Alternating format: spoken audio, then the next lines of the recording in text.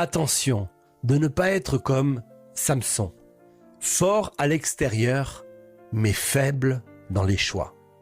Comprends bien ceci.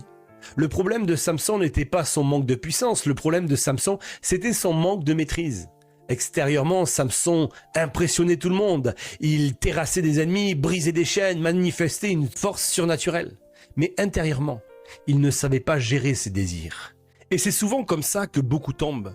Pas par manque de dons, pas par manque d'appel, pas par manque de potentiel, mais par manque de caractère dans les décisions quotidiennes.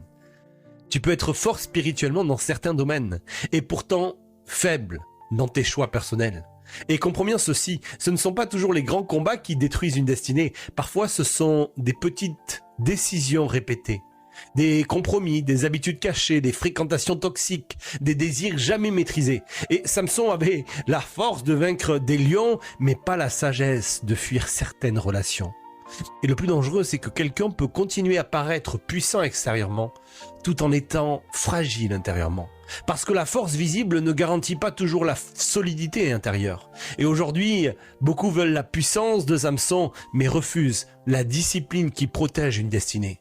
Ils veulent l'onction sans la maîtrise de soi. Ils veulent l'impact sans la consécration. Mais retiens bien ceci. Ce n'est pas parce que Dieu t'utilise que tout va bien dans ton cœur. Samson était loin, mais il jouait avec ce qui l'a finalement détruit. Et peut-être que le vrai danger aujourd'hui, ce n'est pas le combat devant toi, c'est que tu continues à tolérer ce qu'il y a de mauvais en toi. Parce qu'au final, une destinée ne se détruit pas toujours brutalement, elle s'effondre souvent, choix après choix.